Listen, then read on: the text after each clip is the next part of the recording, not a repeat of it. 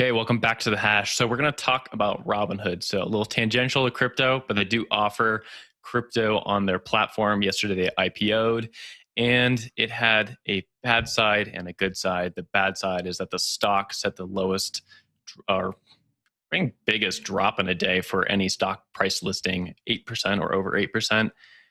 Good side, Ark Investments Ark Investments took up a lot of shares from that listing. So kind of interesting to see that Ark is doubling down on its kind of innovative role in the space where it's just buying like GBTC, more like Bitcoin offerings for other companies. I think they have a large Tesla stake.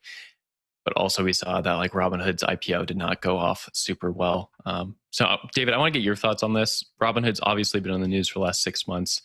And then IPO was a big deal, but less than Coinbase which was also interesting. A lot less hype. I don't think a lot of people were talking about it as much as they were other crypto firms going public. Right, and it's so like there are a couple of things that I would point out. One, which I've written about, and you can find my column from a couple of weeks ago, which is that the market cycle factor here is huge.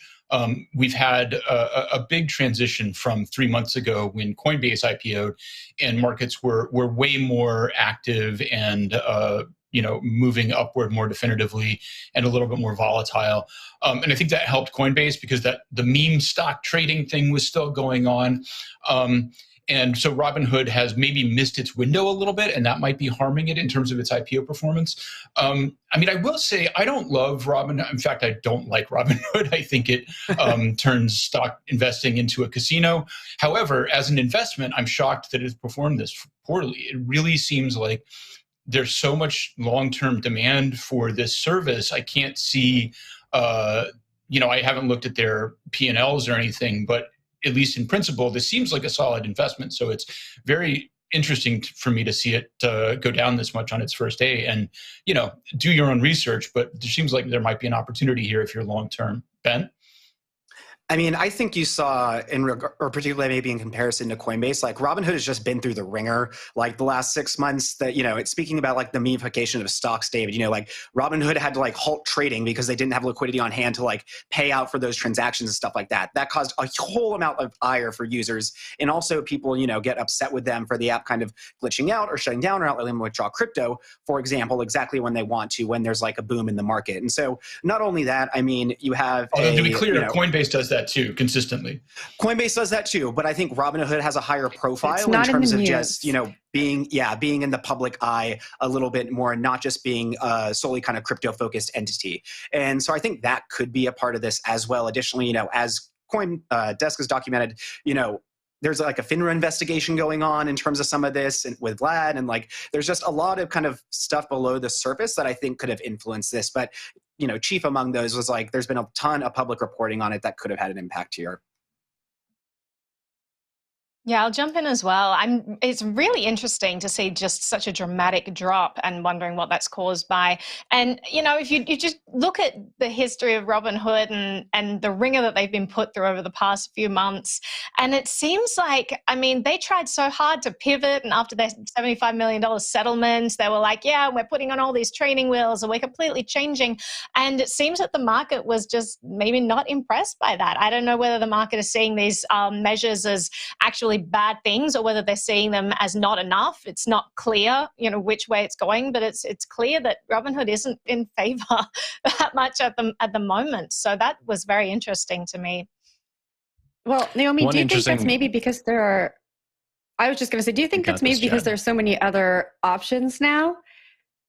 Even if you're just learning about crypto, you don't you don't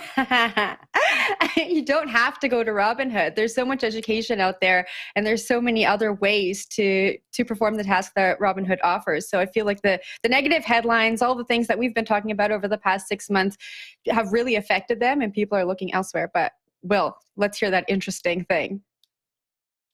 Well, I think if you look at tech stocks in general, a general trend among them is that they don't do well when they're first listing. Dave can probably correct me on that, but I think we saw it with like some other stocks like Uber over the years. And another one off the top of my head, I'm not remembering, but Coinbase also didn't do so hot like immediately afterwards. And I think over time they're down quite a large percentage. And I think to a degree, that's just how a lot of these IPO listings work, is that you kind of have a higher valuation and then you drop a little bit as people who were invested in the company for quite a while, like VCs and such, they're taking out profits. I mean, that's just part of the VC game. So I think to a degree that kind of gets lost in the numbers, just looking at 8% drop on the initial day. Like, obviously, that's not what you want to be in the record books for, is having the biggest loss among like qualified firms on your IPO day. But at the same time, hey, Robinhood listed and they're a public exchange now. That's pretty huge news for them. And if they're really interested in democratizing finance further, then this was a big step in them being able to capitalize on their position. Jen, we're going to move over to you. One last thing I'll throw out, and then I'll throw to Jen, just to remind people that about 30 million, some substantial portion of those IPO shares were sold directly to Robinhood users through the app, who have now lost money in Robinhood by investing in Robinhood. So, in terms of branding, not a great look.